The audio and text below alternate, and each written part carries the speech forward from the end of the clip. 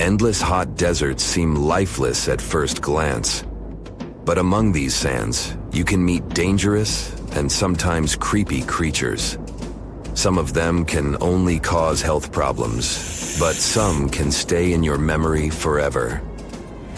Let's get to know them, starting with dangerous ones and finishing with real nightmares. So, you're walking through a desert and see a big teddy bear with open hands. You understand that it's probably a mirage, but still, you come closer. You were right. It's not a plush toy, but a giant cactus. There's something strange about it. Thanks to some strange fluff, the branches resemble the arms of a teddy bear. However, this is not fluff, but thousands of thin needles, and they are the reason you shouldn't come closer. The cactus is called the jumping cholla, or teddy bear cholla. It grows in the desert areas of Arizona and in the northern part of Mexico. Don't worry, this cactus won't attack you, but it will cling to your skin or clothes if you touch it. Such a fur coat protects the cactus from animals, creates shade, and saves it from heat. The lateral branches are the most important parts of the plant as they carry out photosynthesis and accumulate a large amount of moisture inside. So, despite all the danger, the cactus can be helpful for desert wanderers. And the danger here is needles. If you look closer at them, you will see they have the shape of hooks. One touch, and hundreds of thorns are already in your finger. It's pretty difficult to get rid of them, and the needles cause unpleasant, painful sensations. But the coolest thing about this cactus is the way it reproduces. The plant clones itself in a new place. When animals and people pass the jumping cholla and touch it, the cactus gives them a small piece of itself, along with the needles. As soon as you throw this piece to the ground, it takes root and starts growing. The degree of danger is rising. The next monster from the desert is running toward us, and that is an ostrich. Many think these animals are cowards hiding their heads in the sand. You will most likely change your mind if you're unlucky enough to meet one. Usually, ostriches are not aggressive, but you should run if you come closer to their nest. On the other hand, you won't be able to do that because ostriches move at a speed of 43 miles per hour. You need a car to get away from them. They run and hit their enemy with their chests. There have been cases when ostriches attacked vans and caused significant damage to them. But the main danger these birds present is their powerful legs with sharp claws. They can deliver strong blows with them and even beat a prone opponent. So yes, if you see an ostrich in the distance, go the other way. This small spotted lizard lives underground almost all the time in the arid deserts of the southwestern US and northwestern Mexico. Sometimes, it goes outside to find lunch. It only seems cute, but in fact, it's a dangerous Gila monster. Its thick skin protects the reptile from hawks, coyotes, and other predators. But its main protection is its venom. Snakes and spiders inject their toxins using long, needle-like fangs. The Gila monster clamps down and chews the prey to spread the venom.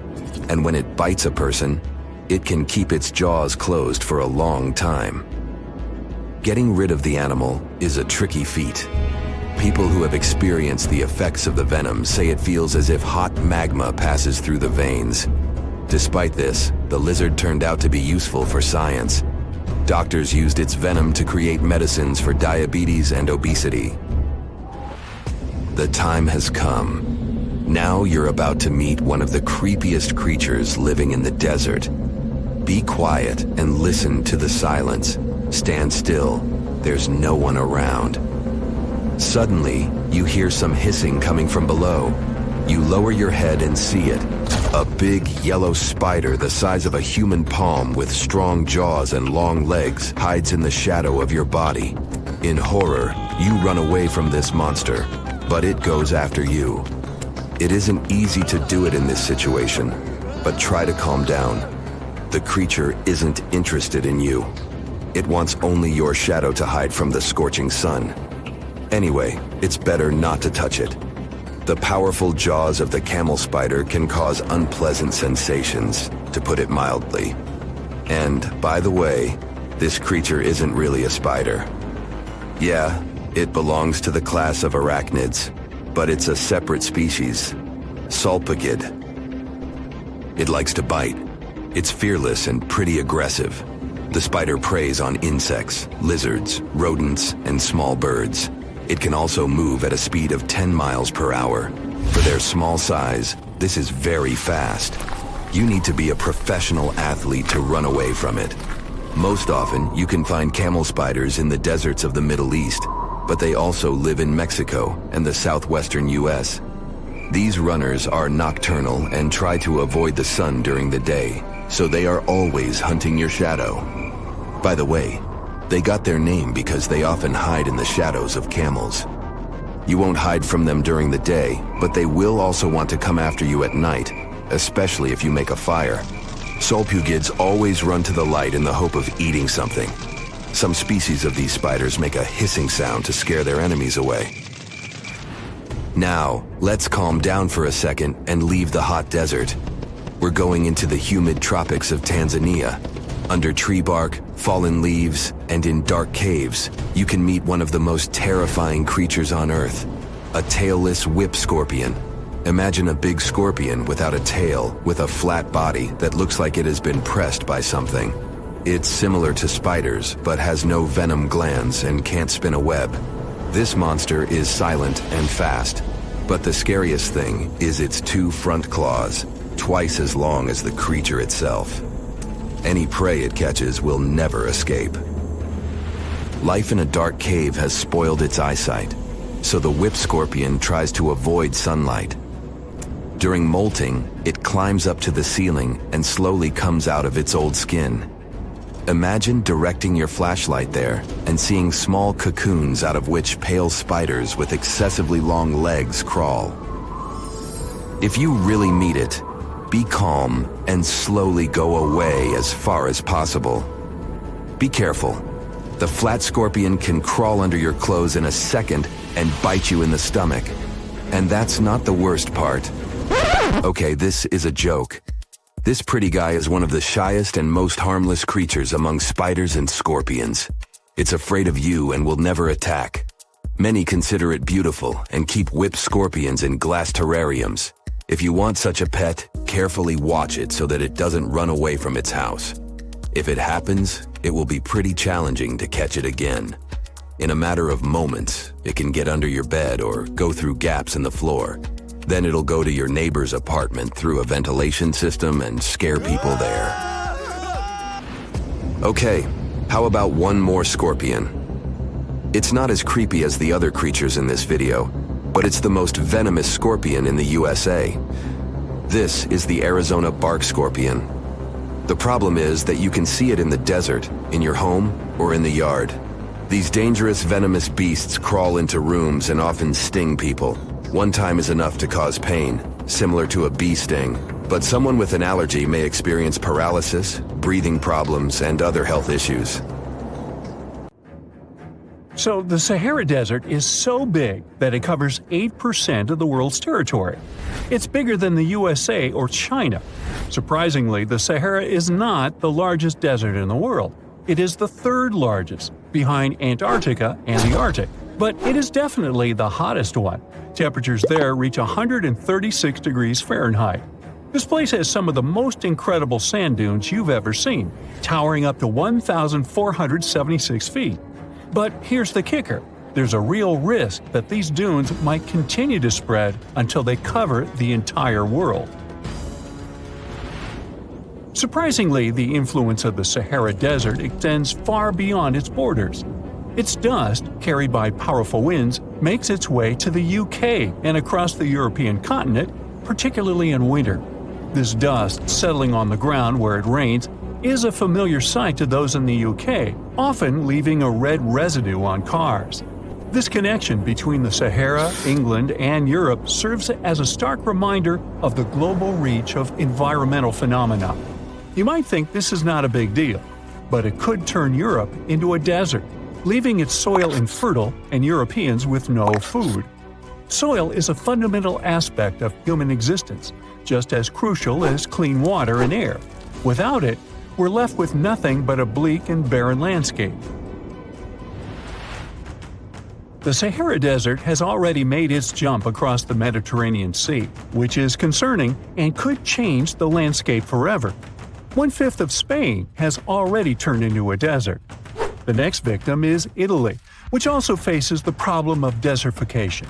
In fact, almost all European countries have the same issue. According to an expert, the land that has not changed for nearly 2,000 years will become mostly rock, and people living on this land will be gone. 60% of the soil in Moldova is gone, and the problem has expanded beyond the Black Sea. It has reached China and Mongolia, thousands of miles away from the Sahara Desert. All of this causes losses of $4 billion a year. The threat is so significant that even the UN has gathered the necessary resources to solve the problem as soon as possible. Italy is sending help to Africa to stop the Sahara Desert from expanding. If this process does not stop in the next 10 years, millions will be forced to leave their homes. The Sahara Desert is growing for approximately 30 miles per decade. You do the math and see how long it will take to cover Europe. Since 1920, the Sahara has expanded by around 10%. But not all hope is lost because more than 172 countries have joined to put a stop to the desertification of the world. The World Food Program is a project that aims to help bring back green land that was once present in the Sahara. When they told people who called the Sahara home what they were about to do, the latter basically laughed in their faces and said it was impossible. But when you have a specific goal in mind, the impossible becomes possible. If we traveled back around 5,000 years into the past, we would see a beautiful forest with lush green trees and grass. Africa's climate has been changing for 21,000 years, from fantastic greenery to uninhabitable deserts. This has to do with Earth's rotation and the monsoons that bring water to this dry continent. But with the help of scientists and some clever tricks, we can bring the greenery back and stop the Sahara in its tracks. The Senegal River serves as a border between the Sahara Desert, Senegal City, and Mauritania. When you look at this area from space, you'll see how the desert is expanding to Senegal because the vegetation along the riverbank is almost non-existent. Forests can serve as a barrier, stopping the sand from getting blown away and the desert from expanding. An effort to create a great green wall is being made, and how they do it is actually quite impressive. Nothing has been growing in the currently restored area for more than 40 years, making locals find other places to call home. People were thrilled when they saw that the land could be restored. They're very committed and learn to work with the soil and grow food. At the same moment, more than 30,000 hectares have been restored and transformed into lush greenery. The Sahel region is the starting point of desertification, and it is crucial to establish a green wall in that area first. To make this wall is not rocket science, since it only takes a few simple steps. The ground there is baked by the sun and as hard as a block of concrete. If you've ever poured water on concrete, you know that it just flows away. It doesn't stay in one place. So they had to create water-retaining half-moons that would hold the water and make it available to plants. When you learn about how these half-moons work, you might say, how did they not think of that sooner? Actually, this technique is ancient, and it was once implemented in Sahel, but it was lost over time. When the rain falls, the water is collected into the half-moons that are positioned a bit lower than the ground below contour lines. There is also a kind of bank at the end of the shape that prevents water from overflowing. And in the middle, there are plants that are happy because they have plenty of water to thrive. Also, it's essential to grow native plants that are kind of used to harsh conditions, like sorghum and millet. These plants have been surviving there for thousands of years and produce a good amount of biomass, which means the land can be rehabilitated faster and people will have food sooner. The water that will enter the half-moons won't be lost. It will penetrate the ground and top off underground waters. This will ensure the ground that H2O will never run out and that future generations will have usable aqua. This brilliant planting technique is not limited to half-moons. People also create lines and plant various vegetables, such as tomatoes. Next, there are places only for trees, like lemons or oranges. After a long hot day, nothing is better than a freshly made cold lemonade. The trees will also protect the soil, and with some luck, there will be a new forest in the Sahara Desert. The goal is to copy the forest dynamic. Start with small plants and gradually expand to bigger plants that are more useful than the tiny ones. They are aiming to plant more than 10,000 trees. Right now, many people are leaving the Sahara after the rainy season, going to cities or leaving Africa altogether. At this time of year, villages are like ghost towns. Only animals can be found there. Most people are gone. I mean, who would blame them? Nobody wants to live in the sand where nothing grows. Luckily, with all this new, old technology being developed, many people are slowly but surely returning to their land and starting to work in agriculture. The best thing is that there are no brutal winters, so plants grow 12 months a year, and people can always have food. People are becoming more social because now everybody stays in their villages and doesn't travel much. If this project works out, Africa will be saved, and the world won't turn into a giant desert.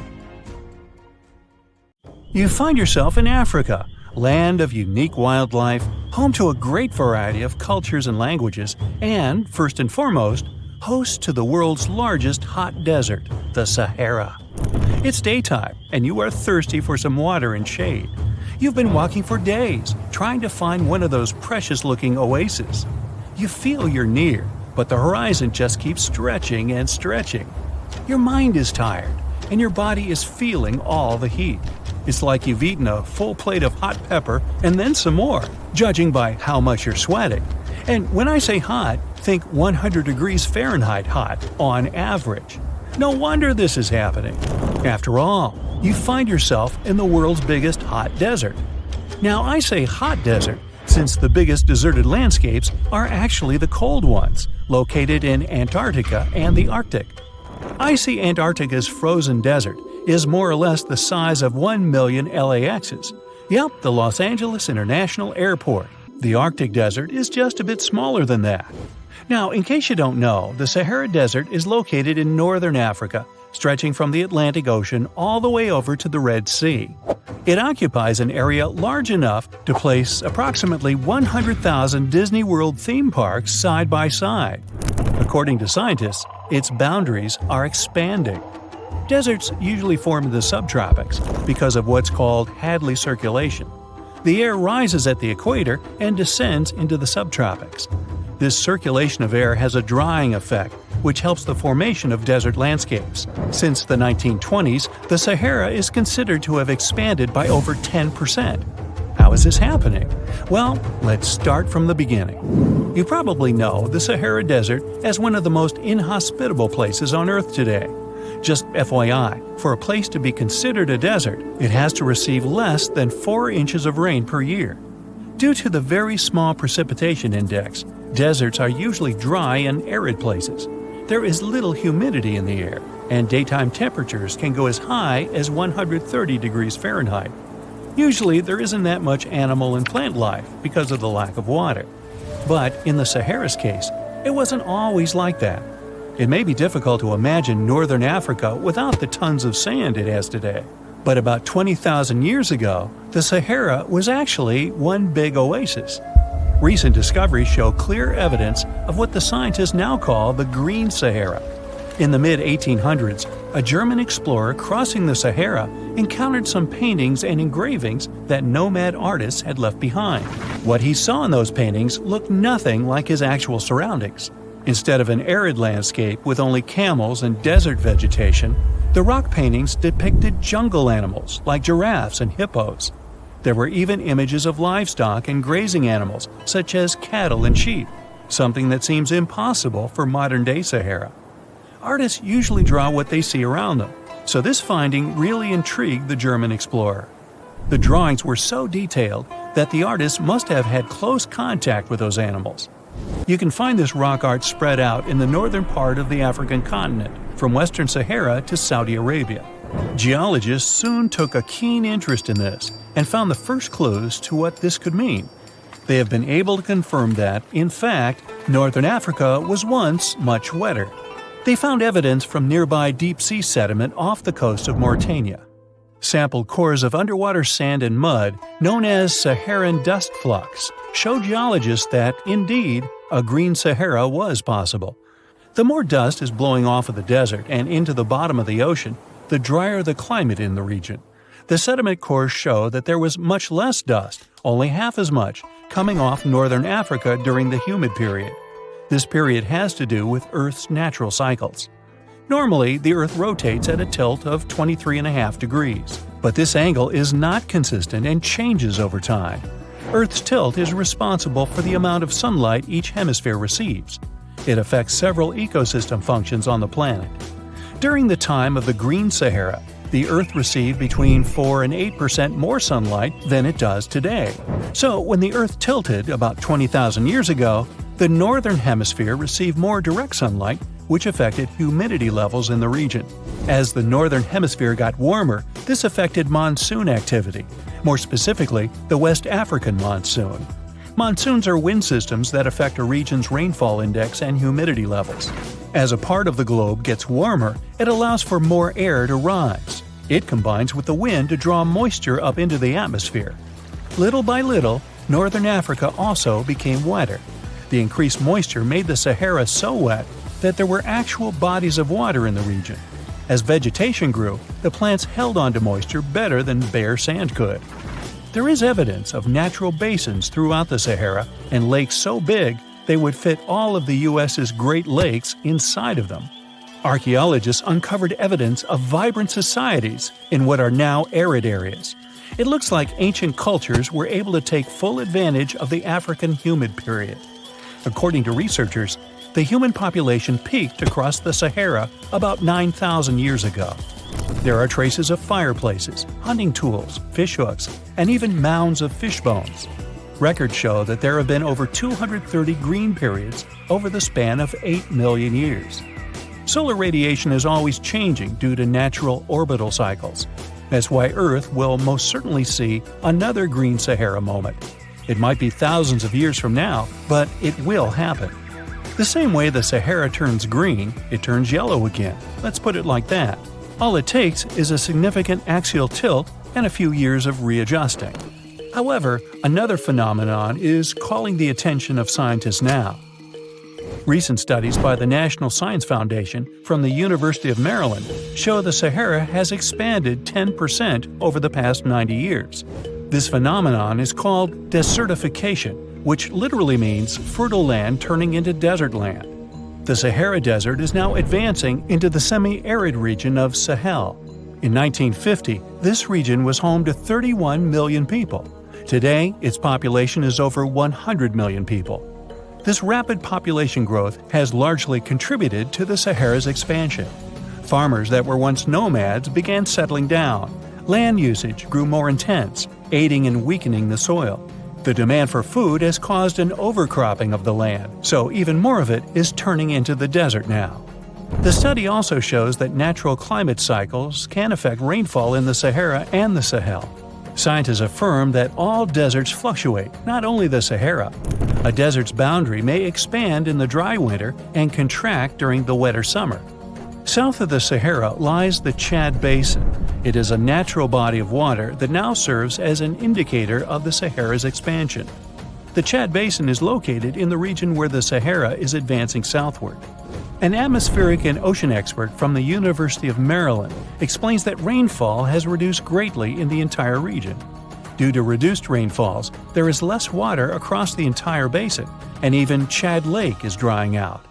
Just like the Sahara, the Atacama Desert in Chile, deemed the world's driest, is also expanding. It is located north of the city of Santiago, and its southern border is expanding toward the Chilean capital. Because the climate is getting drier and drier here, the city of Santiago risks turning into an arid or semi-arid region itself. The once fertile valleys of local rivers that lived on agriculture and livestock for many generations are losing their revenues as Chilean land is turning into a desert. Since 2010, Santiago has received only a third of its annual rainfall. Outside of the city, farmers are digging holes in search of blue gold, or simply put, water. The situation here is very similar to that of Sahel. So tell me this, were you as surprised as I was to find out what has been happening in the Sahara region? Feel free to share in the comments below. In November 1922, a boy walked through the desert mountains of Egypt and discovered some ancient steps carved into the rock. Subsequently, this find became one of the world's largest and most significant archaeological discoveries. This step was part of Tutankhamun's untouched tomb. Archaeologists found about 5,000 ancient objects, including jewelry, fabrics, painted vases, and funeral masks. You've probably seen one of them. It has become one of the most recognizable attributes of ancient Egypt. More than 100 years have passed since then, and now humanity has finally become close to another large-scale discovery, the tomb of Cleopatra. This queen was the last active ruler of the Ptolemaic Kingdom of Egypt, who sat on the throne from 51 to 30 BCE. There are many ancient records about Cleopatra, her reign, and her unusual personality, but until now, no one has discovered the secrets about her passing away in the burial place.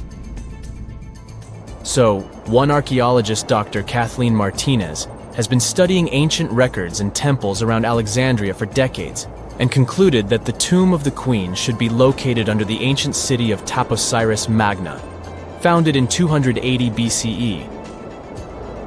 It was a big city on the northern coast of Egypt, where tens of thousands of people were engaged in trade and industry, and it seems that Dr. Martinez's guesses turned out to be correct.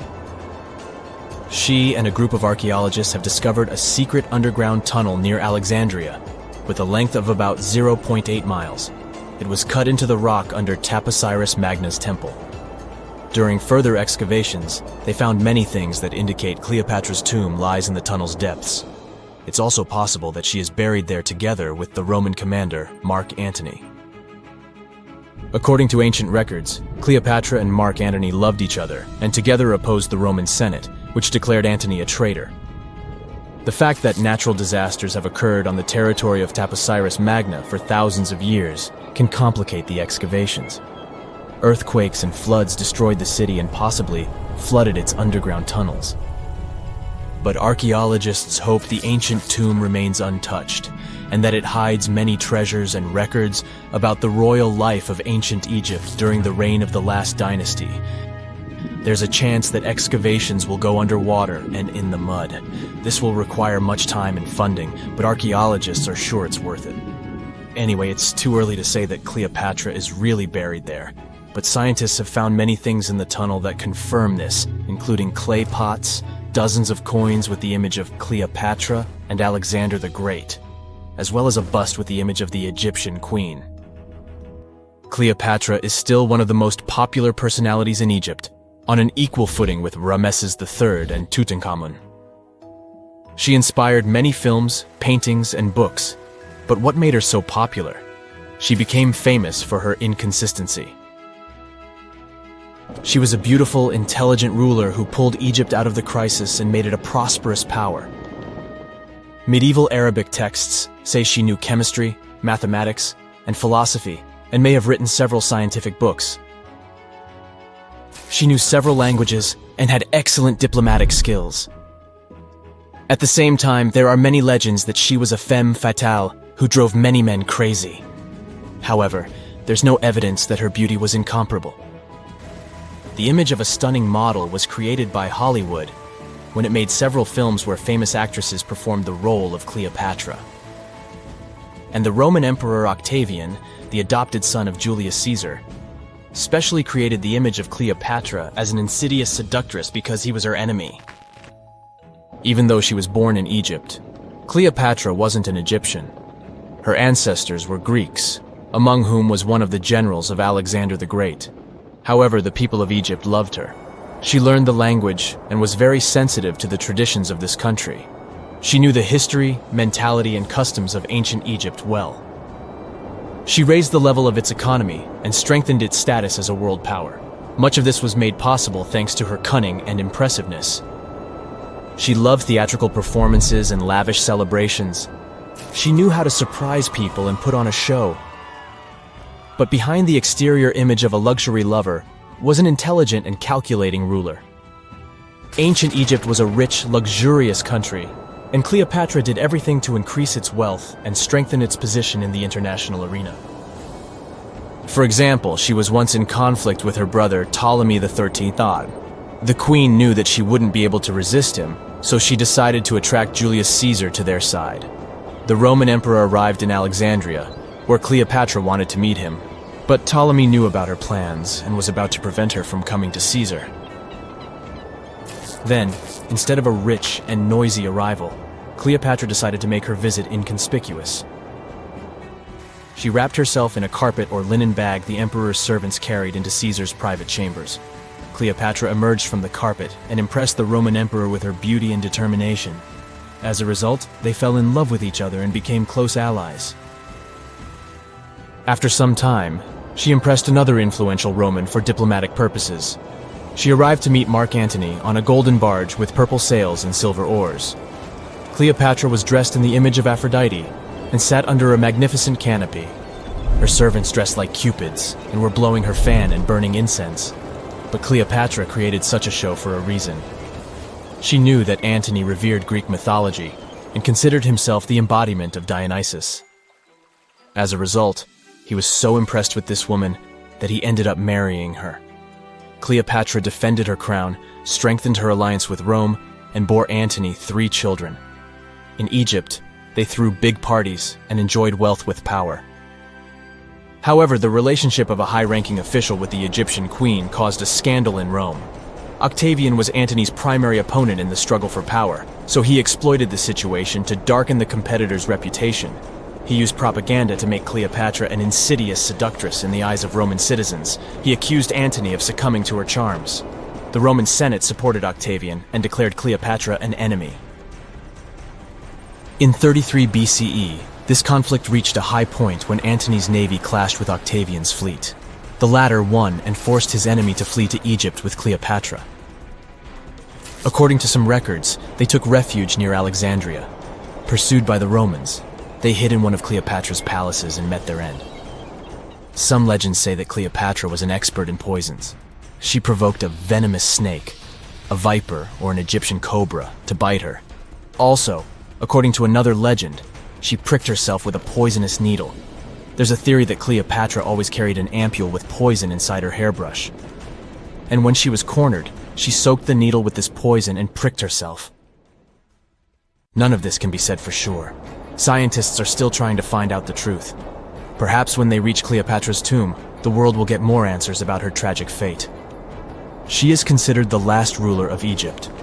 After her passing, Octavian plundered her palaces and temples and returned to Rome, where he became the main emperor. He successfully ruled the country and expanded its borders. His reign ended when he turned 75. World history would have looked different if Cleopatra and Mark Antony hadn't lost that naval battle. By the way, did you know that more time has passed between Cleopatra's reign and Neil Armstrong's flight to the moon than between the reign of the Egyptian queen and the construction of the Great Pyramid of Giza? Armstrong took a step on the Earth satellite in 1969, 38 years after the birth of Cleopatra. And the construction of the pyramid took place in 2560 BCE.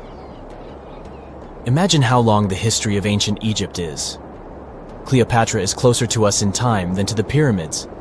Under the burning sun, among the sand dunes, somewhere in the Sahara Desert, you're walking in search of an ancient treasure. Finally, you find a strange rock in the sand. It's big, looks like a large piece of black coal or rock, but something shiny on its surface makes the rock unusual. This unique find is the oldest thing that has ever been discovered on our planet. This rock was born long before Earth appeared in outer space. The unusual meteorite was found in 2020 in a remote area of the Sahara Desert. Scientists have analyzed the isotopes of magnesium and aluminum on the stone's surface and found that its age is about 4.5 billion years. At the moment, this is the oldest sample of magma from space in history. It belongs to a small protoplanet that didn't have time to form completely. It happened a very long time ago when our solar system was forming. Many huge asteroids were floating in space. Some of them were formed into huge celestial bodies, which later became planets. The big rocky planets were absorbing the smaller ones. The rock was part of a little protoplanet that just began its formation, but another huge asteroid destroyed it. The planet shattered into billions of pieces. Some of them became part of other planets. Some flew outside the solar system, and one piece that had been wandering in space until our Earth was formed. After that, it hit the planet's atmosphere and fell into the territory now known as the Sahara Desert. The rock was discovered in 2020, but the erosion of extraterrestrial rocks shows that it could have fallen much earlier. This ancient thing weighing around 70 pounds has several pieces of different meteorites inside. In simple words, it's a volcanic rock consisting of lava. It has cooled, solidified, and crystallized. That's why you notice the glitter. Scientists hope that further study of the rock will help to learn more about our solar system foundation. The biggest asteroid discovered in the U.S. is the Willamette. Its size is 84 square feet, and its weight is more than 15 tons. This is half the weight of a bus. Several people can fit on the surface of this outer space object. But the coolest thing is that it's not a rock like most meteorites that were found. Willamette is made of nickel and iron. This massive piece of metal was discovered in 1906. Now, the huge rock is kept at the American Museum of Natural History. The largest meteorite ever found is Hoba. It's located in Namibia, and people have never changed its position because it's too heavy. The weight of Hoba is 60 tons. It's heavier than a tank. The next space-related event occurred on February 28 in southwest England. On this day, a huge flash lit up the sky. Then there was a loud crash. Several residents opened the doors of their houses and noticed a black sooty spot on the lawn. They immediately guessed what had happened and reported the discovery to the British Meteorite Observation Network. If you ever find a meteorite, report it to some geological research or space center as soon as possible. The longer a space rock lies on the ground, the faster it loses its value. Rain, dust, snow, wind, scorching sun, all these factors damage the surface of the meteorite. It makes it difficult to study the celestial object. The meteorite found in England looks like coal, but it's way softer and more fragile. It most likely used to contain frozen water. The rock is part of a huge asteroid that plowed through outer space when our solar system hadn't fully formed yet. They found a unique combination of minerals inside the rock. It can help scientists learn more about the origins of the solar system and life on Earth. Now we're heading to Germany, to the small town of Nördlingen. A huge ancient meteorite's hidden here. It's very difficult to notice it unless you know the secret of this town. You're walking along the cozy little streets and looking at the buildings with beautiful architecture. You spend the whole day there and don't find anything that reminds you of a meteorite. To solve the mystery, you need to get out of town. So you climb a high hill and see that the city is located inside a pit. For a long time, locals were sure the house was located in the crater of an extinct volcano. If you look at the houses from a certain angle, you may notice an unusual shining coming from them. In the middle of the 20th century, a group of geologists came here and immediately declared that the crater doesn't look like a volcanic one. The town was built on a huge crater left by a meteorite. The huge celestial body fell here about 15 million years ago. It was so hot that the carbon bubbles inside instantly turned into small diamonds. When people were building this city, they didn't know they were using expensive stones, since the diamonds were hardly visible. The locals never attached importance to the fact that the city walls shine unusually in the sun. Now they believe this place was built from diamonds that had fallen from the sky. Our next stop is in the UK again. This time the rocks are of an earthly origin. The famous Stonehenge. People place circles of rocks here in a certain order. Everyone knows about this archaeological monument, but no one knows the reason for its creation for certain. Another construction built out of mysterious rocks was discovered just 2 miles away. It's called Superhenge. It's bigger, heavier, and takes up more space. Each plate here is 15 feet, which is about the height of 2 floors. Once, the stone stood vertically and formed a huge semicircle. But someone pushed the stones over about 4,500 years ago. It was a college prank. No, not really. That's why they couldn't be detected for a long time. Scientists still can't solve the mystery of Superhenge, but they believe the standing vertical stones were part of some huge monument. Some other amazing rocks are located in the south of Costa Rica. There are big ones, the size of a human, and there are smaller ones, the size of bowling balls. And they all have a perfectly round shape. These giant rocky spheres were created by people. It must have taken years of polishing using stone tools to get the perfect round shape. These balls are incredibly heavy, but can easily roll like a basketball. All the rocks are of a different age. Some of them were created about 2,500 years ago. Most of them are made of molten volcanic magma. Until now, scientists don't know for what purpose these stones were used. They were found in different parts of Costa Rica, near big cities. It's possible that ancient civilizations installed them specifically to show the greatness of local kings. Also, many experts believe the rocks were used as a tool for studying astronomy. The people who knew their purpose of the rocks had disappeared, and the history of the stones was lost along with them. Let's finish our journey with the coolest archaeological find. You're walking through the desert of Peru and climbing a low hill. You look down and notice the surface of the hill is covered with strange lines. You walk far away and see a huge cat on the hill. Such a drawing is called a geoglyph. Its length is around 120 feet, which is about half the size of a Boeing commercial jet. Archaeologists discovered the giant cat in 2020 and found out that it had been created somewhere between 200 and 100 BCE. This huge drawing is part of a mysterious group of different pictures. In addition to the cat, there are other animals, plants, and fantastic figures. All of them were found in the desert of Peru. The kitten was found by chance. Archaeologists didn't see it at first because natural erosion on the hillside had almost erased the silhouette. Mirror check. You've got your beige parka on, your chisel is packed, and your overnight plane ride to Saudi Arabia is booked. You know what this means, right? Unfortunately, you weren't cast in the remake of Dune. It just means that you're ready to go explore the world's largest desert areas in the hopes of uncovering prehistoric secrets about our ancestors. Let's get one thing straight. If you ever thought that deserts were empty spaces, think again. They might be filled with sand as far as the eye can see, but they also hold a lot of history. You know, because before humans settled down in cities and towns, we were nomadic people, and we traveled all around the globe looking for food, water, and shelter.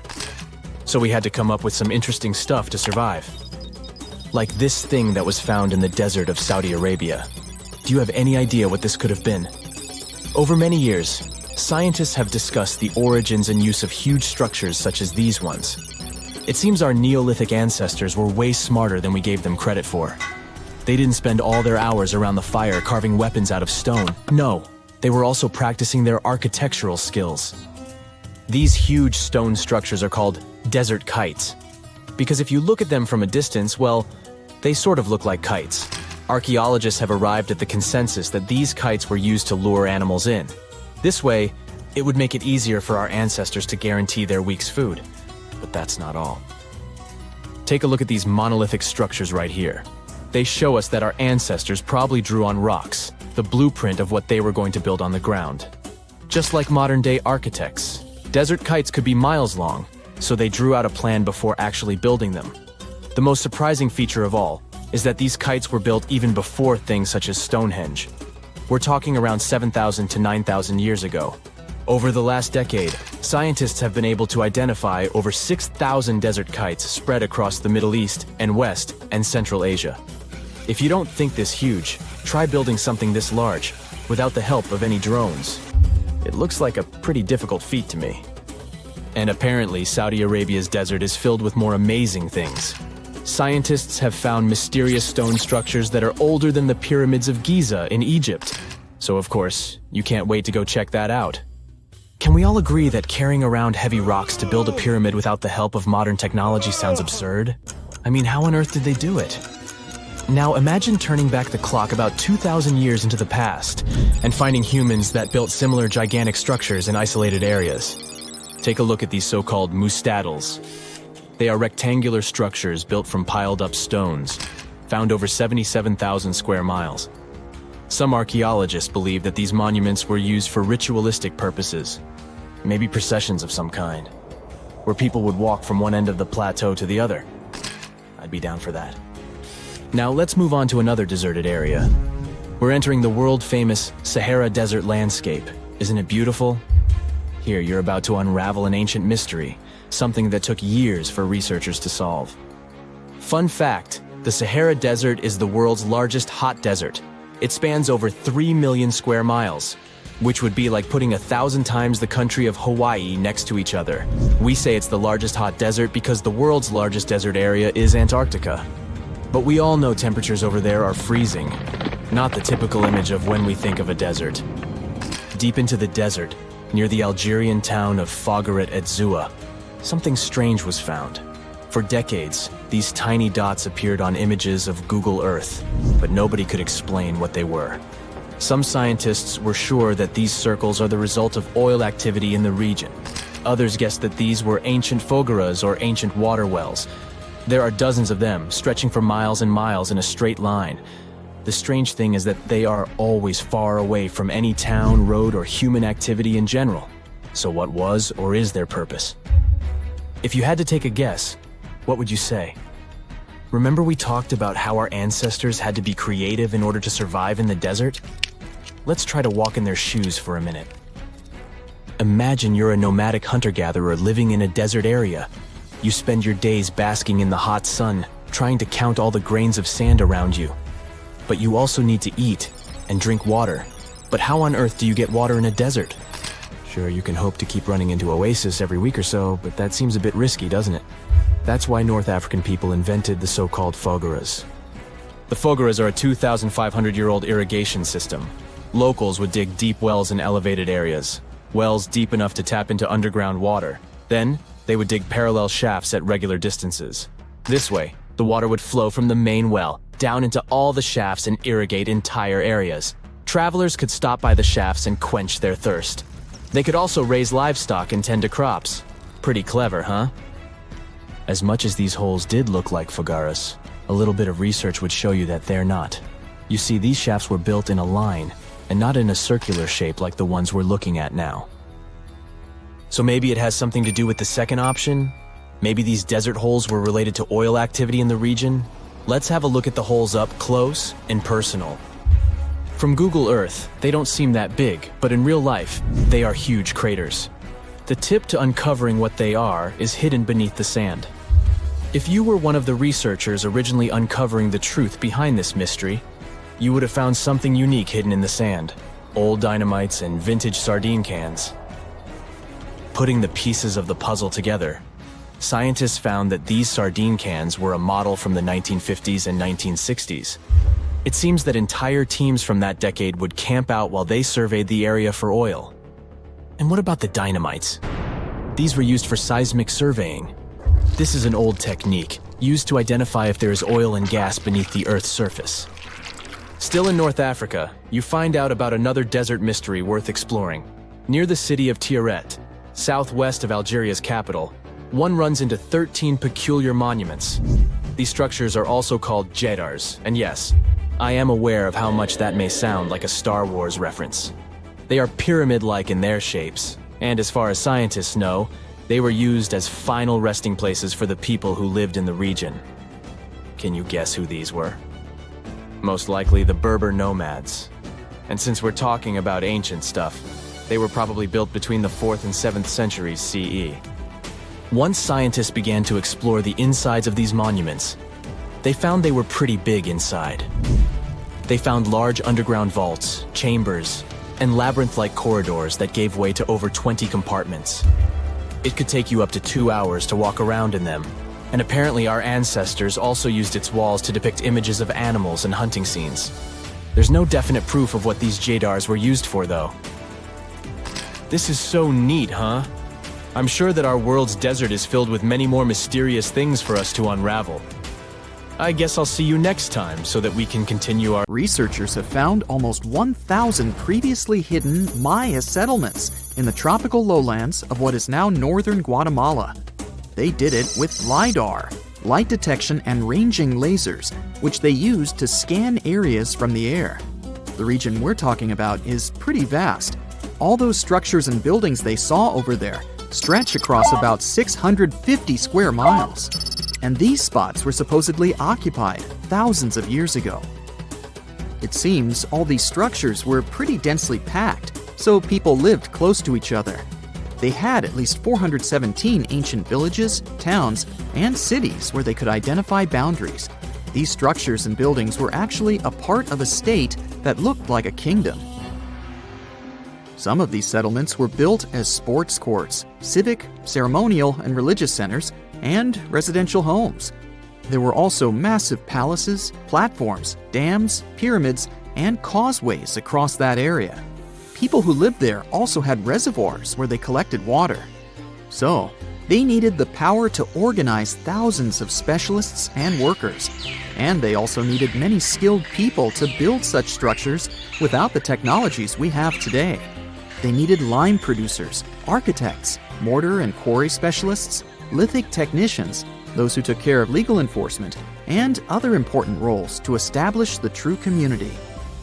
This cool laser scanning system researchers used while exploring this area can even penetrate very dense ecosystems and vegetation.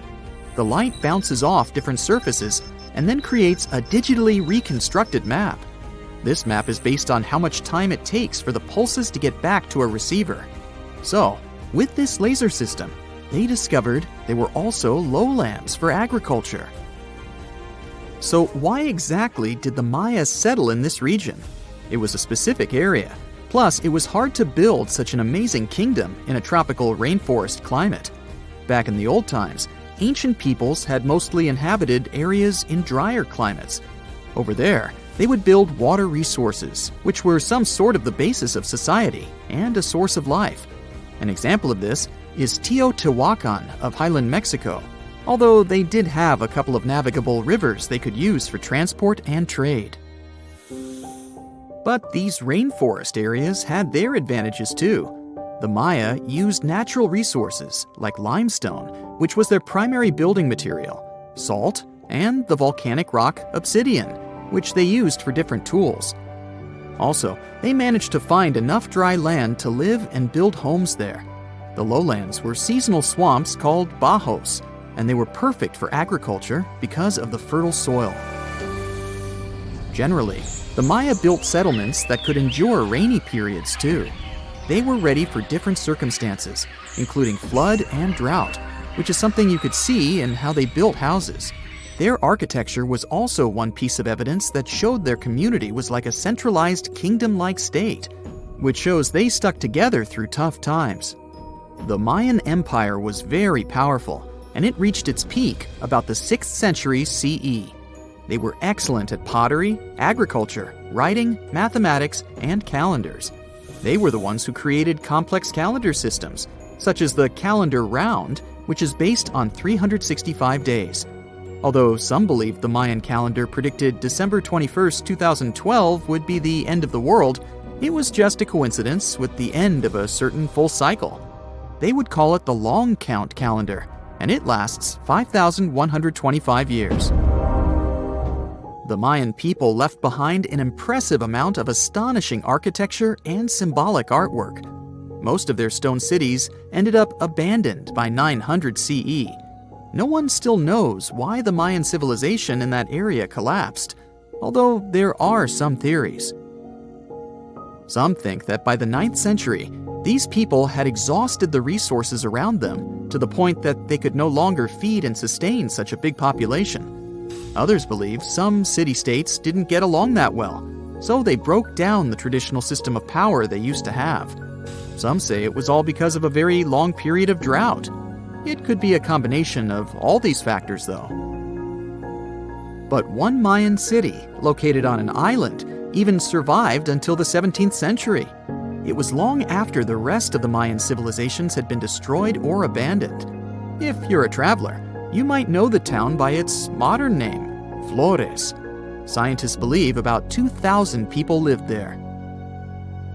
The earliest Maya people were farmers. They cultivated crops like beans, squash, corn, and cassava. As they had many interesting ingredients, they created hundreds of cool recipes. Many of those are still present even today. For example, in modern Mexican cooking. And especially popular are papayas, cacao, avocados, squash, pineapples, chili peppers, beans, and so on. Even though the Maya mostly practiced a kind of primitive type of slash-and-burn agriculture, there is also evidence of them using some more advanced farming methods, like terracing and irrigation. And they were big chocolate lovers. More than 3,500 years ago, the Olmecs of Mesoamerica probably turned out to be the first to realize that it takes some work for us to get such a cool thing as chocolate.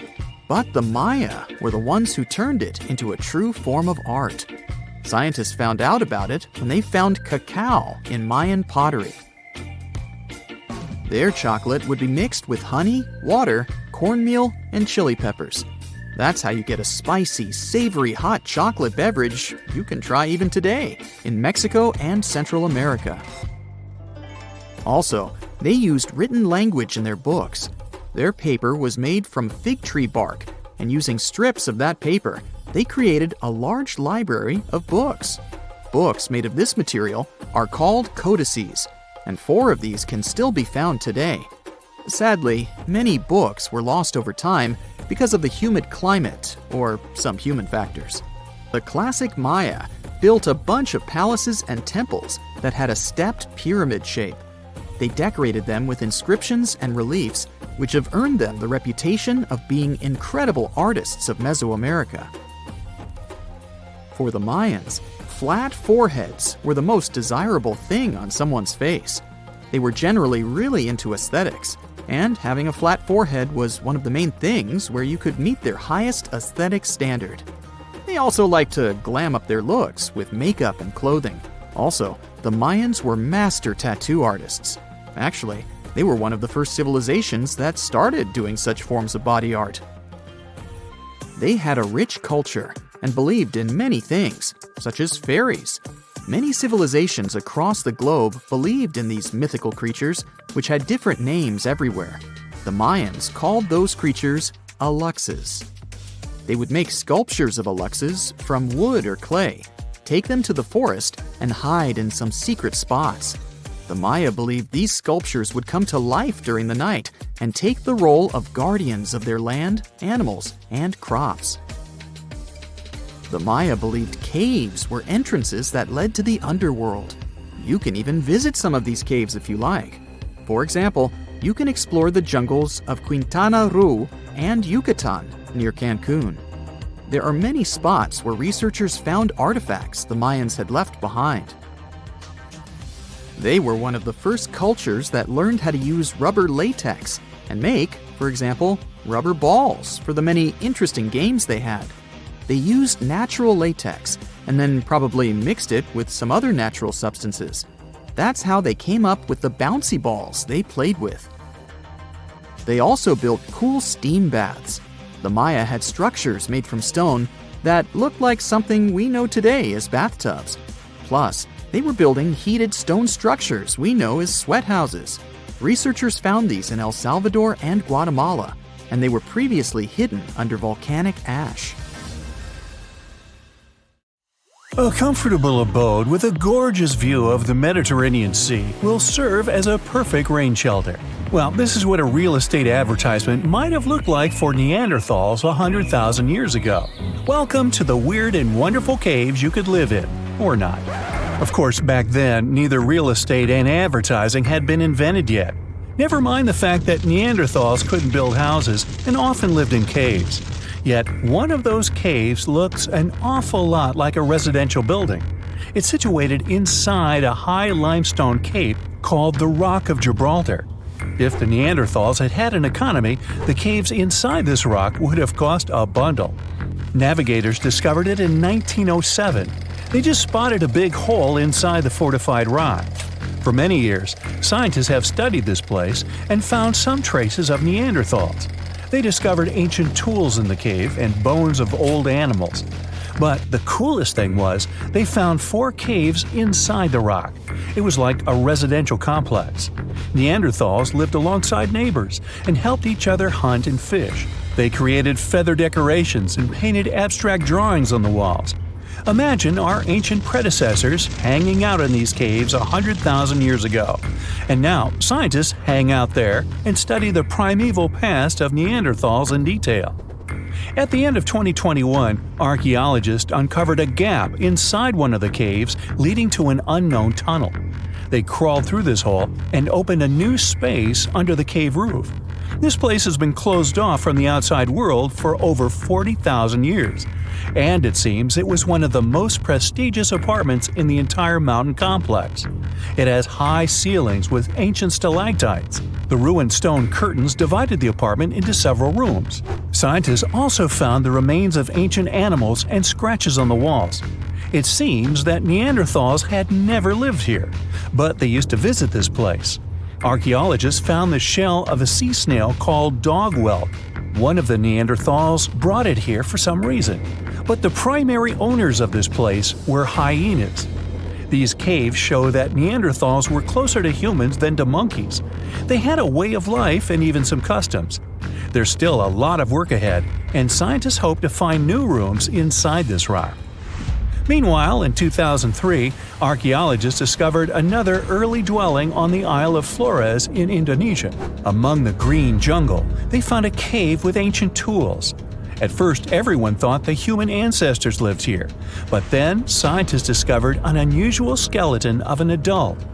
A thorough analysis showed the skeleton belonged to a 30-year-old woman, 3.5 feet tall, just above the waist of an average adult. The woman's weight was equal to the weight of an adult shepherd. The skeleton didn't belong to Neanderthals or Australopithecines. It was a new unknown species, which scientists called Homo floresiensis, or simply the Hobbit. Also, there were remains of unusual ancient animals in the cave. It was an elephant the size of a cow, some large storks, and giant rats. Archaeologists have found out that hobbits were not the owners of this place. The main inhabitants were the rats the size of a cat. Maybe they were fighting the hobbits. Some analysis shows that Homo floresiensis wasn't our direct ancestor. They were in a separate branch of evolution. The hobbit skeleton looks more like that of a monkey than of modern humans. In 2009, in the dense jungle of Vietnam, archaeologists discovered Son Don, the largest cave in the world. If you go inside the cave and shout, you'll hear your echo a long time. In some places, the height of this cave reaches half the height of the Empire State Building, and the total area is larger than one central block of New York. Son Don is one of the 3 caves in the Vietnamese jungle. Many intricate mazes connect these caves. Inside, you can find unique plants and trees that live separately from the outside world. It's a real underground jungle. In some places, you can find collapsed ceilings that let the sunlight in. Besides unusual trees and plants, ancient stalactites hang there. Some limestone deposits are more than 450 million years old. They were here even before dinosaurs appeared. There are also many rivers in the cave. Rainwater coming down from holes in the ceiling has formed them. Fast streams resemble slides in a water park. They lead to unknown underground labyrinths. Scientists have studied only a small part of all these caves. The next unusual cave is in New Zealand. Hundreds of thousands of fireflies live inside. Each of them glows with a blue light. Together, they light up the cave. It may seem to you that you're on another planet, but you can't stay there for a long time. Special air measuring devices are everywhere. Scientists monitor the level of carbon dioxide necessary for the normal existence of fireflies. These insects are sensitive to the environment. If there are many people in the cave, or they stay there too long, the park staff will ask them to leave the place. It's like you're literally stealing oxygen from the fireflies. We've seen some pretty amazing caves so far, but how about a scary one? We're going to the desert of Yemen's Al-Mara province. What we're looking for is not a cave, it's just a black hole in the ground, right in the middle of the desert. It's big, the size of a basketball court. It's not its size that could scare you, but what's inside. Scientists are still not sure what it is. From the depths of this black abyss, a disgusting smell of rotten eggs constantly comes out, and sometimes you can hear some strange, frightening sounds. The blackness of the giant hole in Yemen absorbs all the sun's rays, so you won't see what's there even with a powerful flashlight. People flew over this place by helicopter. They filmed using drones and the most powerful lenses, but they didn't catch anything except darkness. It looks like a big ink spot in the middle of golden sand. The locals are afraid to approach this place. They believe the cave leads to another dimension where evil creatures live. At the moment, the giant hole in Yemen is one of the most poorly studied and mysterious phenomenon of nature. How did it appear? How old is it? Where does it lead? Scientists are trying to find the answers to these questions. There are theories that the hole appeared because of construction work. Geologists drilled the soil nearby in search of minerals. It could have caused fluctuations in the Earth's crust and collapsed the surface. But no one can prove this theory, yet. And now, imagine a place where sunlight has not penetrated for more than 5 million years. There's little oxygen, and it's cold and damp. Still, life is born in this place, not only microbes and bacteria, but also something bigger. The living conditions in this cave are very different from the usual ones, so, in a sense, this cave is like another planet. It's the Movil Cave in the southeast of Romania, near the Black Sea. The entrance is a small hole in the ground. Inside, a tunnel leads deep below the surface. The levels of hydrogen sulfide and carbon dioxide are above normal inside the cave. The air here is half as much oxygen as on the surface. People can't be here without an oxygen mask, but other creatures living here can. The cave is home to 48 species of living organisms. 33 of them are unknown. Here you can meet some unusual insects, white snails and white spiders, millipedes with huge whiskers, transparent shrimp, and unique species of leeches. They all live here thanks to the little bacteria autotrophs. They absorb carbon dioxide and release food particles. Bacteria feed on it. Other larger organisms feed on these bacteria, and some bigger organisms eat those little ones. In the end, everyone gets food. In this cave, evolution has created a biological system separate from the rest of the world. We've all heard of the Sahara. Sure you have. It's the largest hot desert on the planet. A sea of sand covering an area larger than the contiguous United States. But have you ever wondered what lies beneath the sand dunes? To answer this question, we must travel deep into the past of our blue planet. Up until some 6,000 years ago, the Sahara was grassland. Humans were around at this time, not me, spreading agriculture around the planet. In the north of Africa, the color green dominated. Plenty of rainfall meant that there were lakes, rivers, pastures, and even forests. A completely different image of the Sahara from the barren landscape of today. But then, the climate started to shift. The region became parched, and the vegetation started disappearing. The wind did the rest. It took away the fine sediment after there were no plant roots to hold the ground together.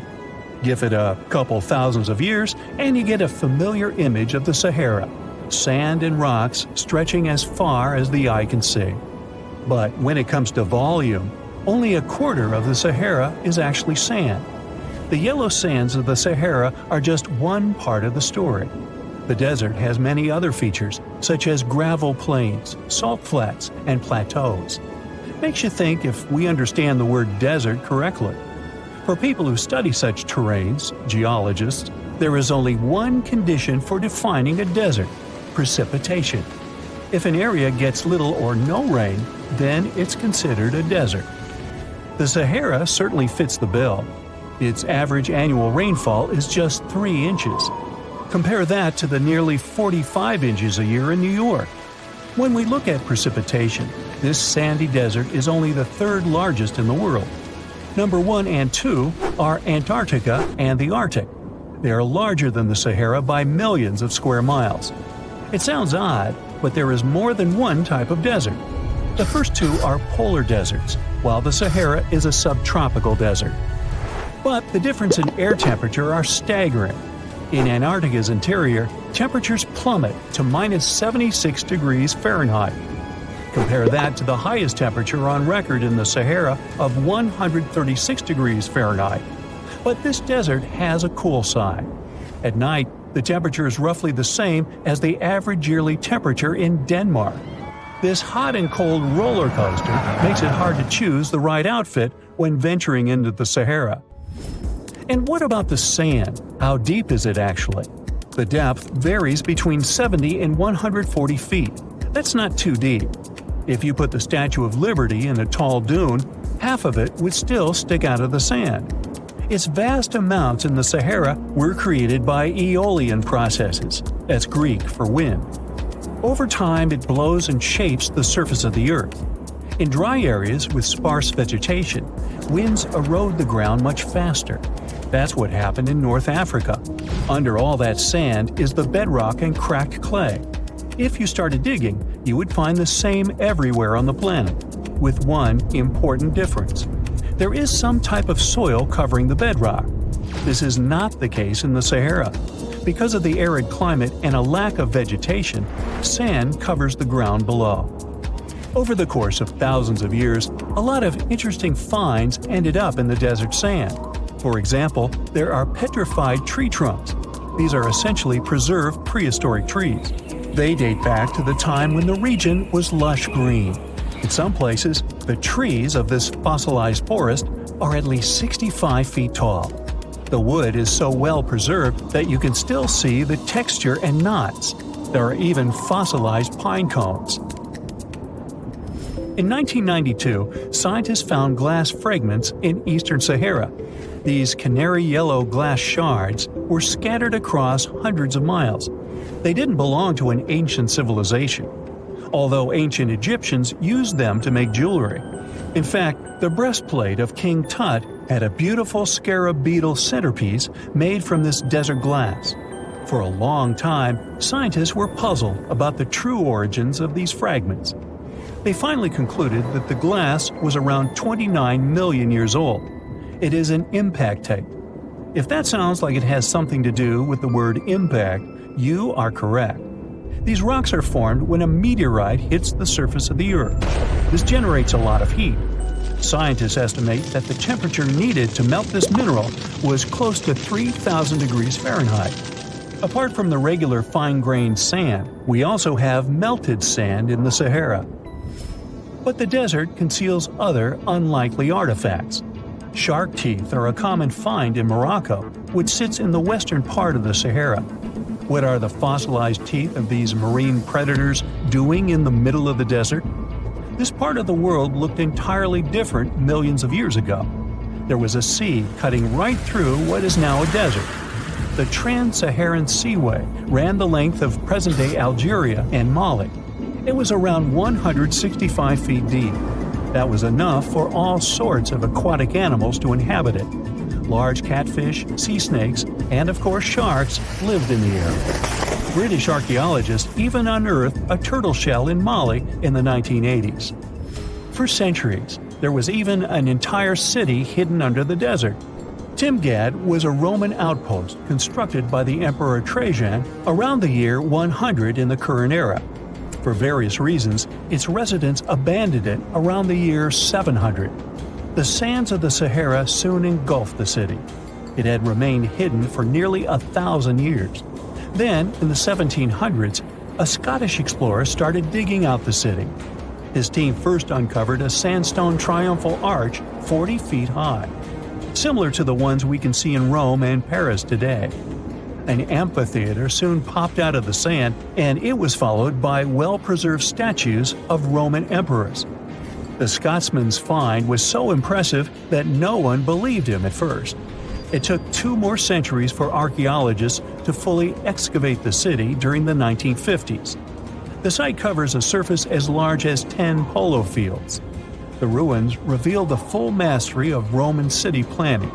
All the streets meet at a right angle in what is known as an orthogonal grid. You can find the same layout in modern cities such as New York. Historians estimate that during its heyday, 10,000 people called Timgad home. Different nationalities lived here, from Romans to people of African descent. Today, more than 2.5 million people live in and around the Sahara. They are spread across 11 countries in total, and their living space is growing. The desert is 10% larger than it was just a century ago. This process doesn't involve sand pouring out of the Sahara. The ecosystems on the edges of the desert simply change over time. The wind blows the soil away and vegetation dwindles. The perfect conditions for the formation of a desert landscape. These changes are happening in the Sahel, a region south of the Sahara Desert. That's why the African countries have recently come together for a project called the Great Green Wall. The primary goal is to stop the desertification of the Sahel and hold back the sands of the Sahara. Their plan is ambitious and involves planting a wall of trees from the west to the east of the African continent. The proposed forest is not only going to be long, but wide as well. The Sahara and the Sahel share a historic bond. Since antiquity, camel caravans have been making the journey from Africa's Mediterranean coast in the north to the savannas in the south. The golden age of this trade kicked off in the 9th century. The perilous journey took several months to complete. The route was 2.5 times longer than the length of the Grand Canyon. Explorers still find evidence of these ancient caravans hidden away under the sands of the Sahara. The desert welcomes you with challenging conditions of abandoned environments and extreme temperatures. Hey, some of us would prefer dessert, chocolate over sand and rocks. Oh well. Just like cactuses and camels, buildings have had to adapt to these conditions. Here are some examples of astonishing structures in deserts. These structures are called earthships. They're located in a New Mexico desert town. A large community of like-minded people lives in them. What's even more interesting is that the location of these buildings is registered as dumpsters. Maybe it's because all these structures are made out of old tires, bottles, and cans. Earthships operate using green building principles. About 40% of a typical earthship is built with natural or recycled materials. Imagine the walls made up of hundreds of used tires packed with dirt. Then there are layers of floor-to-ceiling passive solar windows. They gather the sunlight during winter and reflect it in the summer to keep the structures at a reasonable room temperature. You can see plants in corridors and glass bottles or aluminum cans stuffed inside walls. Certainly a distinct house in many ways. Mike Reynolds is an architect who noticed the alarming waste and consumption levels in the 1970s. He designed a fully sustainable home out of cans back then.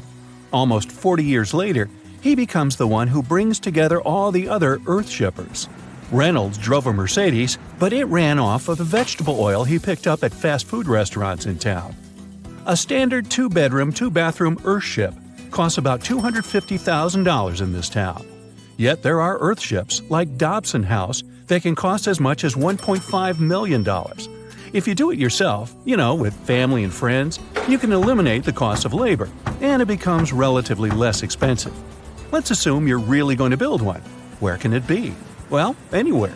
Earthships currently fit in the cold, dry air of Canada, as well as the hot and humid climate of Haiti. This is the Mirage Mirror House. It's an installation set in the Southern California desert. Mirage opened in 2017 as part of a contemporary art exhibition. It's composed of mirrors. This minimalistic structure blends with the environment around it. The doors, windows, and openings have been removed to create an amazing experience. What you have in the landscape is reflected back to you. How's it made? With mirrored surfaces. At night, the distant lights refract from the mirrors. In the daytime, the sky is transformed into banks of clouds. There's no fixed scenery in this house. How about seeing a futuristic structure in the deep desert? Architects designed a concept home that pairs perfectly with Elon Musk's Cybertruck. The house has a post-apocalyptic theme. I mean, when I say post-apocalyptic, it's because I can't say it. Anyway, the house is designed to survive in a disaster scenario. The cyber house has steel gates, the windows are armored, and the exterior walls are made out of super strong material. Modern house is controlled by an autonomous geothermal heat pump. To put it in less sci-fi terms, you can keep the internal temperature steady. This sleek house has an entrance that can fit the Cybertruck. After all, it's inspired by it in the first place. Plus, the Cybertruck can be lifted to the second floor to be more secure. This is King Abdullah Petroleum Studies and Research Center in Saudi Arabia. Basically, it's a laboratory in a desert. It was designed to demand minimum energy. The architecture has patterns on the walls and ceilings, giving reference to the local tradition of geometric form. The next stop is Swartberg House in South Africa. This one is located near the Swartberg Mountains, but don't get too excited. It's on the edge of the Great Karoo Desert. It's a 4-bedroom apartment. It has a special temperature regulating system. The system works like a shield from the heat in the summer and as a sun trap in the winter. You're looking at the Grand Mosque of Djenné in Mali. This mosque is 52 feet tall. This is impressive because it's made of only sticks and a special mix of mud and other natural elements found in the desert. Petra is an ancient city hidden in the Jordan Desert. The structures are carved directly into red, white, and pink-colored sandstone cliff faces. It's located among the canyons and mountains near the desert. The place was a trade center many years ago. You might already see pictures of the impressive facade of the treasury. This structure still holds many mysteries in it. For starters, scientists can't explain how the Nabateans managed to create such a structure thousands of years ago.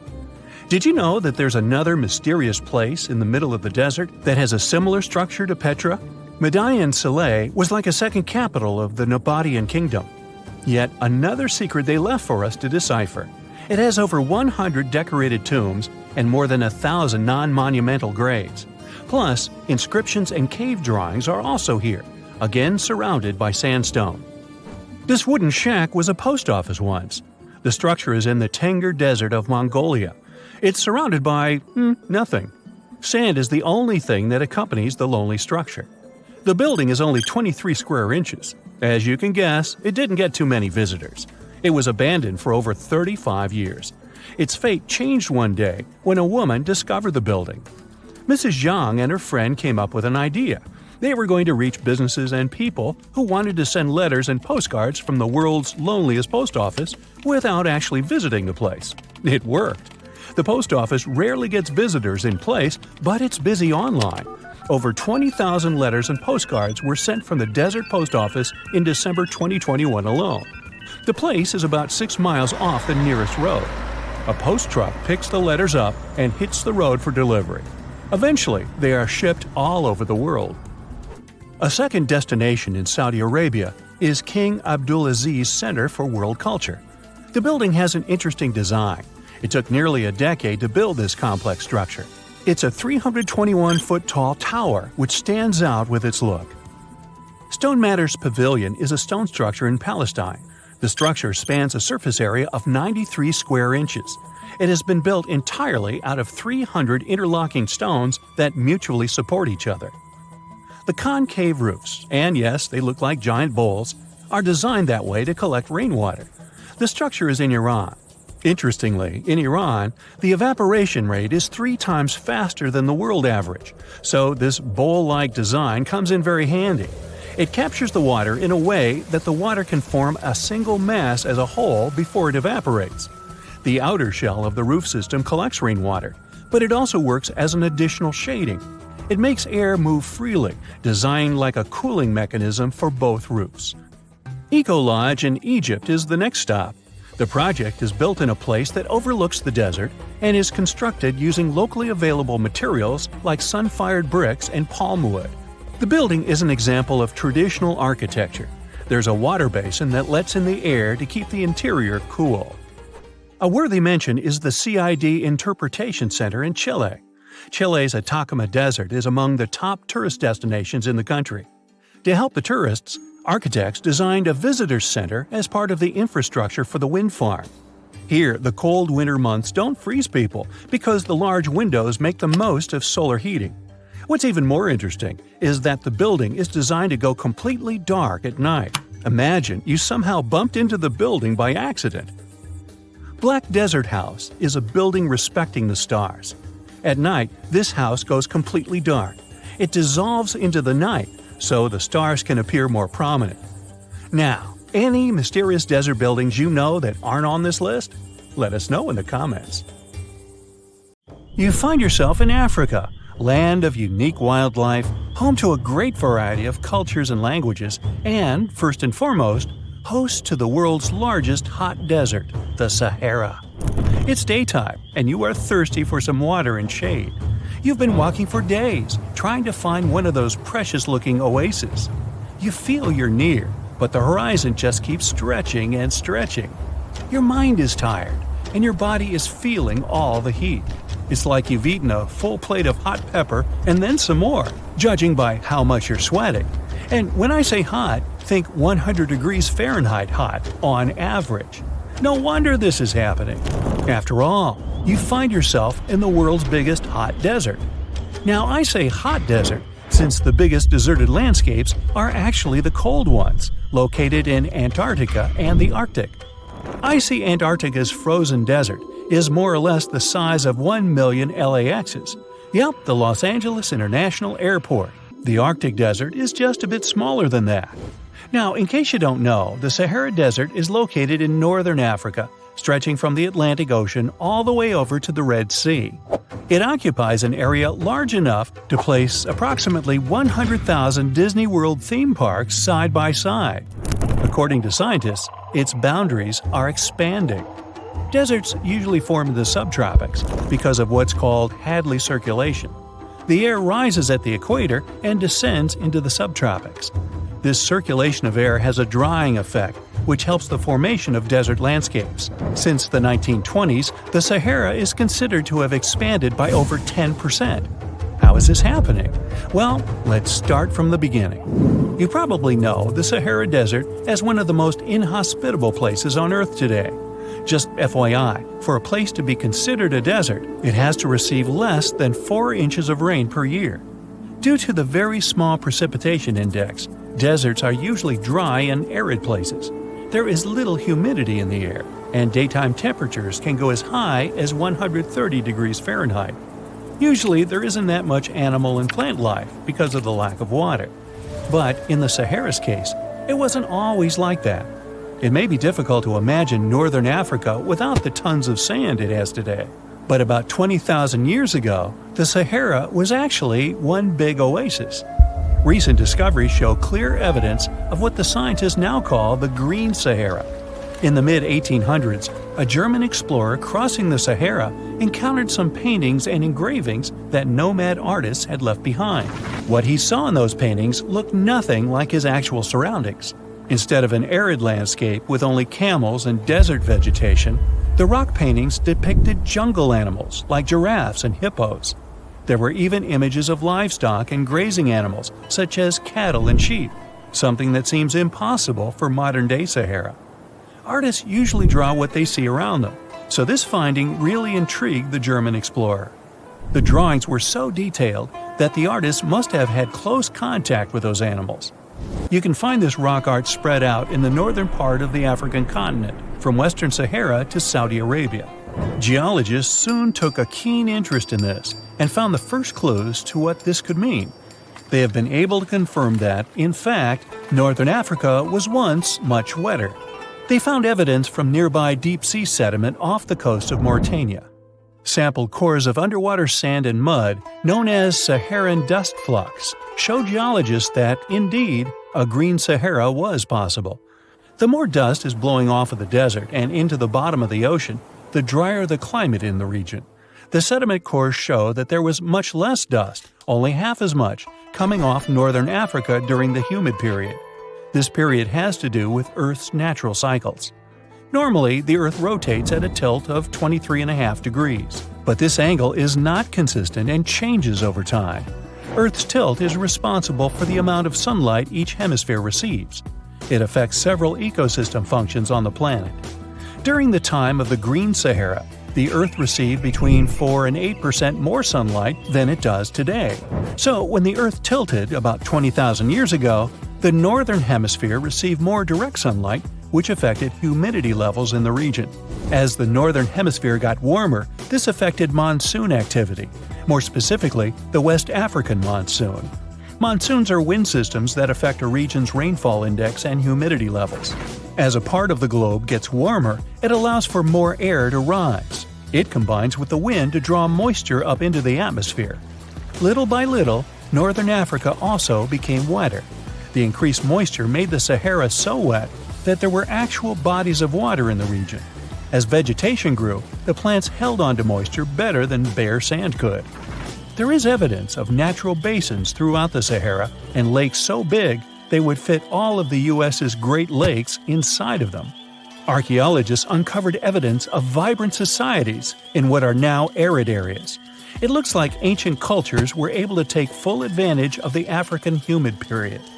According to researchers, the human population peaked across the Sahara about 9,000 years ago. There are traces of fireplaces, hunting tools, fishhooks, and even mounds of fish bones. Records show that there have been over 230 green periods over the span of 8 million years. Solar radiation is always changing due to natural orbital cycles. That's why Earth will most certainly see another green Sahara moment. It might be thousands of years from now, but it will happen. The same way the Sahara turns green, it turns yellow again. Let's put it like that. All it takes is a significant axial tilt and a few years of readjusting. However, another phenomenon is calling the attention of scientists now. Recent studies by the National Science Foundation from the University of Maryland show the Sahara has expanded 10% over the past 90 years. This phenomenon is called desertification, which literally means fertile land turning into desert land. The Sahara Desert is now advancing into the semi-arid region of Sahel. In 1950, this region was home to 31 million people. Today, its population is over 100 million people. This rapid population growth has largely contributed to the Sahara's expansion. Farmers that were once nomads began settling down. Land usage grew more intense, aiding in weakening the soil. The demand for food has caused an overcropping of the land, so even more of it is turning into the desert now. The study also shows that natural climate cycles can affect rainfall in the Sahara and the Sahel. Scientists affirm that all deserts fluctuate, not only the Sahara. A desert's boundary may expand in the dry winter and contract during the wetter summer. South of the Sahara lies the Chad Basin. It is a natural body of water that now serves as an indicator of the Sahara's expansion. The Chad Basin is located in the region where the Sahara is advancing southward. An atmospheric and ocean expert from the University of Maryland explains that rainfall has reduced greatly in the entire region. Due to reduced rainfalls, there is less water across the entire basin, and even Chad Lake is drying out. Just like the Sahara, the Atacama Desert in Chile, deemed the world's driest, is also expanding. It is located north of the city of Santiago, and its southern border is expanding toward the Chilean capital. Because the climate is getting drier and drier here, the city of Santiago risks turning into an arid or semi-arid region itself. The once fertile valleys of local rivers that lived on agriculture and livestock for many generations are losing their revenues as Chilean land is turning into a desert. Since 2010, Santiago has received only a third of its annual rainfall. Outside of the city, farmers are digging holes in search of blue gold, or simply put, water. The situation here is very similar to that of Sahel. So tell me this, were you as surprised as I was to find out what has been happening in the Sahara region? Feel free to share in the comments below. Let me take you to a place that seems to be out of this world. Life inside this cave has been isolated from the outside world for about 5.5 million years. And it does show. See for yourself. Due to such a long isolation, the conditions inside the Moval Cave are like nowhere else on our planet. A unique ecosystem is flourishing there, even though there is a severe lack of sunlight inside the cave, and the air is toxic. The cave, located a few miles west of the Black Sea in Romania, was first discovered in 1986. Nowadays, you can only visit it if you have special permission. Plus, the central caverns are guarded naturally by narrow limestone tunnels and vertical shafts. So, if you're no stranger to claustrophobia, you'd probably better not enter this place. In the depth of the cave, the air has twice less oxygen than the air outside. Instead, it contains a lot of carbon dioxide and hydrogen sulfide, so not the freshest air you can breathe. It's also pitch black inside the cavern. But despite, or should I say thanks to, this cocktail of extremely harsh conditions, the site is a true goldmine for biologists. Shockingly, life seems to be booming here. In a 1996 study, scientists identified 48 species, and 33 of them were unique to the cave. Most of the creatures inhabiting the cave are tiny, with long limbs and antennae that help them navigate in the dark. They have no vision and lack pigment, and it makes sense. Why would you need to be able to see if you live in total darkness? And why would you need to be pretty and colorful with no one to see you? Now, I'm going to take you to another cave. It's no less amazing, but looks very different. This is the Giant Crystal Cave, aka the Cave of the Crystals, in Mexico. These ginormous crystals were found in 2000 by a mining company after the water was pumped out of the cave. 2 miners then saw the crystals after entering the drying cave on foot. These awe-inspiring crystals are actually massive gypsum pillars hidden 984 feet underground. They're anchored to the walls and the floor of the scorching hot cave. Scientists estimate that the crystals could have been already growing for 500,000 years. That's why many of them are so long and wide that you can walk across them. Unfortunately, visiting this wonder of nature is impossible at the moment. But maybe it's for the better, since the Giant Crystal Cave is a dangerous place that can easily turn into a trap. For tens of thousands of years, it was filled with groundwater, which was originally pushed upward into the opening by a magma chamber located in the depths of our planet. The magma under the cave kept the water hot, but eventually the temperature of the water dipped below 136 degrees Fahrenheit. As a result, the water started to fill with calcium and sulfate, whose particles began to recombine into gypsum. And then, white-tinted crystals took over the cave. And since they stayed underwater, they were able to keep growing. You don't have to fly to space to take a closer look at a black hole. Scientists have found something very similar to black holes in the southern Atlantic Ocean. A black hole has such an enormous gravitational pull that once something gets pulled inside, it doesn't have any chance to escape. Even light can't get out of a black hole. But ocean black holes seem to be almost as powerful as their space relatives. But instead of catching the light, they do the same with water. Ocean eddies are massive whirlpools that spin against the main current. They usually swirl billions of tons of water, and most of them are larger than a city. These whirlpools are so powerful that nothing trapped by them can escape. But the scariest thing is that you might not even notice heading into one of them. These things are so huge that you won't spot their boundaries until it's too late. When scientists started exploring ocean vortices with the help of satellites, they discovered the borders of several eddies.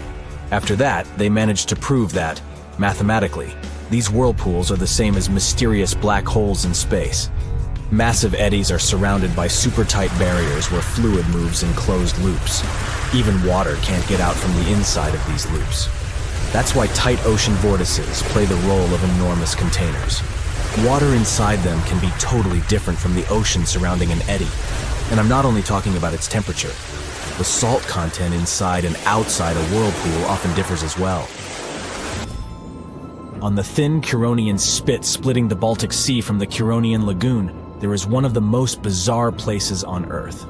Locals call this area the Dancing Forest because pine trees in this forest have shockingly unusual shapes. They twist in spirals and circles along the ground.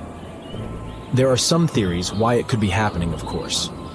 Some people claim that huge amounts of positive and negative energies once clashed in that spot. More down-to-earth individuals believe that the reason is geological. Sandy soil in the area is too unstable to hold trees growing upright. The most popular is the idea that strong winds blowing from the water influence the shape of the trees. In any case, experts haven't come to the final conclusion yet. Look at these underwater crop circles. For the first time, they were spotted in 1995, close to southern Japan's coast.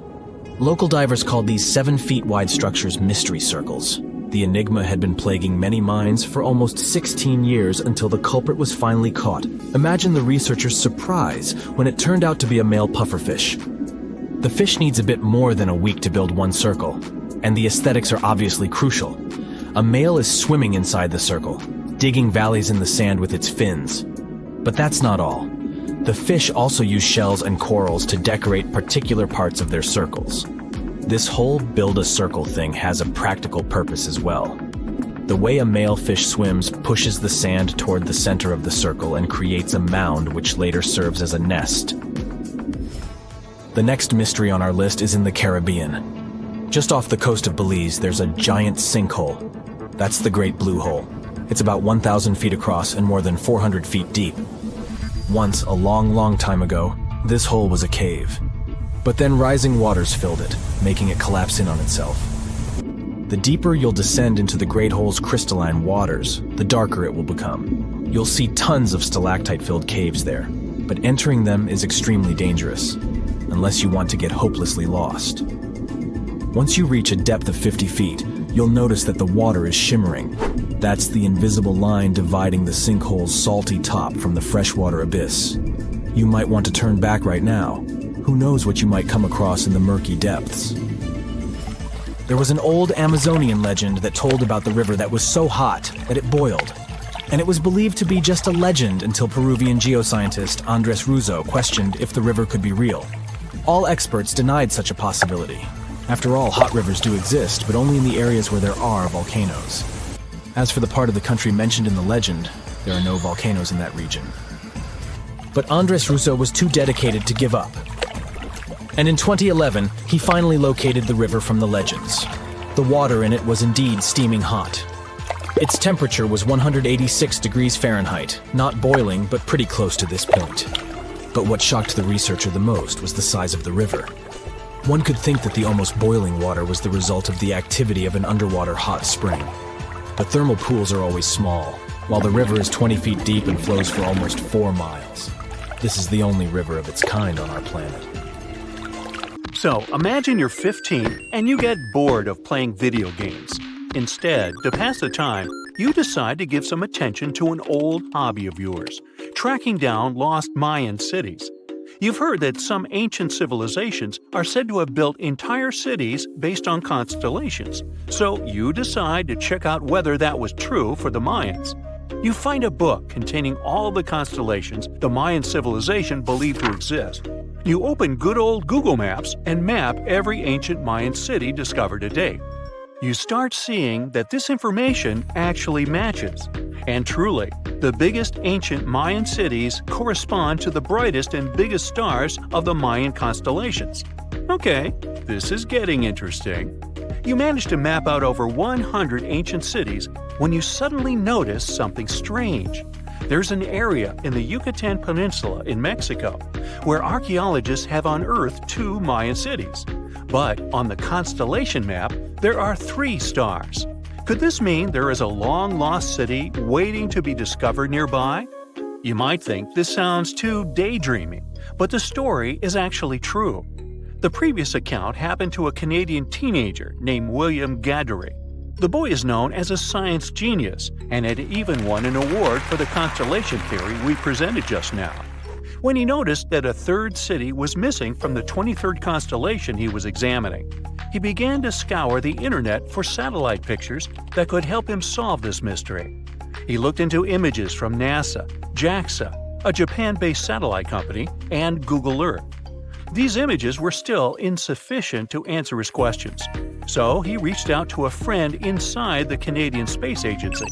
His friend provided him with state-of-the-art satellite imagery that gave him the answer he was looking for. According to the images, there is a large square area right on the border of Mexico and Belize, which looks like the remains of a city. William took the images to a remote sensing expert known as Dr. Armand Laroque from the University of New Brunswick. They studied the images thoroughly and concluded that the area could be housing 30 buildings and even a large pyramid. The scientific and archaeological community went crazy with the 15-year-old's discovery. Could this really be true? Some background. Lost Mayan cities began to be unearthed in the mid-20th century. Since then, ruins from cities such as Tikal, Palenque, and Uxmal have been rediscovered. The Mayans were one of the biggest pre-Columbian civilizations living in the Americas. They began to settle in the area as early as 1500 BCE. Experts believe that, at its height, the Mayan civilization consisted of over 40 cities, with a population of millions of people. That's a crowd. And their cities were pretty interesting. Their civilization spanned over Mexico's Yucatan Peninsula, Guatemala, and Belize. They survived mainly on agriculture, so they developed a complex irrigation system in most of their cities. They built a series of ceremonial buildings, pyramids, plazas, and even courts for ball games. The Mayans were keen pyramid builders, but they also developed an advanced astronomical system. With whatever ancient technology they had, they were able to predict the exact location of planets, such as Venus and Mars, and they were able to predict the exact dates of eclipses. That's why the methodology William used to discover this long-lost Mayan city was unusual, but not completely surreal. The Mayans were keen astronomers, so it wouldn't be too strange that they built their major architectural feats in relation to the sky, would it? And they wouldn't be the first ones to be doing so. There is a famous fringe of Egyptology dedicated to studying how the Giza pyramids were built in perfect alignment with the Orion constellation, meaning that each pyramid was purposely built to align with one of the major stars of Orion's belt. According to William, he first had the idea to look at the Mayan constellations because he couldn't understand why the Mayans built their cities where they built them. Most major cities, such as Chichen Itza and Uxmal, aren't near any rivers or significant bodies of water. Instead, they're built on marginal lands and on top of mountains, which confused the 15-year-old. His next thought was that it might have something to do with astronomy.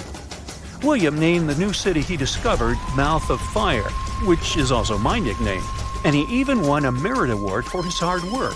However, his theory was very much contested inside the archaeological community, and many Mayan experts worked to debunk William's findings. Some archaeologists say that constellation theories are too unscientific. Anthony Aveni, a renowned anthropologist and astronomer, referred to William's methodology as an act of creative imagination. He explained that there is no way to be sure what the Mayan constellations really were. It's all just hypothetical. Another debunking of William's findings came from Mayanist David Stewart, who said that the object identified on the satellite imagery is nothing but an old cornfield. His claim was supported by an expedition that took place near the area in 2021, when the archaeologists present reported there was nothing at all in this area. Still, a 15-year-old boy almost found a long-lost Mayan city, which is pretty exciting if you ask me. Similar techniques as those used by William are actually being used to unearth lost civilizations all over the world. According to space archaeologist Sarah Parquet, satellite imagery has been a key player in discovering ancient cities in Egypt and other places. Sarah herself spends most of her days scouring images for any sign of where there could have been cities long ago. What happens, she says, is that any time you have something buried, it's going to be covered either by vegetation, soil or sand, or some other modern construction on top of it. In order to assess whether there is something hidden under large canopies of vegetation or not, she uses infrared technology, for instance. A major recent discovery in Brazil was done in a similar way. Satellite imagery detected a network of trenches dating back to 200 to 1200 CE. These suggest settlements that could have supported around 60,000 people. But in this case, the satellite imagery did indeed correspond to what was on the ground. Researchers from the University of Florida found several mountains that were accompanied by ditches and geoglyphs. Archaeologists also found remnants of carefully designed walls, centered around plazas, much like the type of construction done by the ancient Mayans. Advances in satellite tech have also shed new light on long-discovered ancient Mayan cities, such as Tikal. Located in the heart of the Guatemalan jungle, Tikal is believed to have been the capital of the ancient Mayan Empire. At its height, it was comparable in importance to cities such as London or New York in today's world. It was composed of a series of complex monuments, many of them believed to have been the resting places of kings and chiefs. Tikal is already known to have been big, but recent discoveries show it could have been even 3 times larger than what scientists originally believed. The main discovery revolves around a fortification on the outskirts of the city, indicating how far the original city stretched. And new discoveries still take place. In 2017, researchers also unearthed new clues regarding the potential causes of the decline of the Mayan civilization. Using data from a site in Cebu, located 62 miles southwest of Tikal, scientists analyzed radiocarbon data from ceramics and archaeological excavations to extract new information about the sudden demise of this great civilization. The information shows that, instead of a sudden collapse, the Mayans most likely collapsed in waves of social instability and political crises. These events are believed to have deteriorated Mayan city centers and began causing the dispersion of the Mayan population. Well, it seems like it's a prime time to uncover ancient ruins. What do you say? Will you give it a try as well?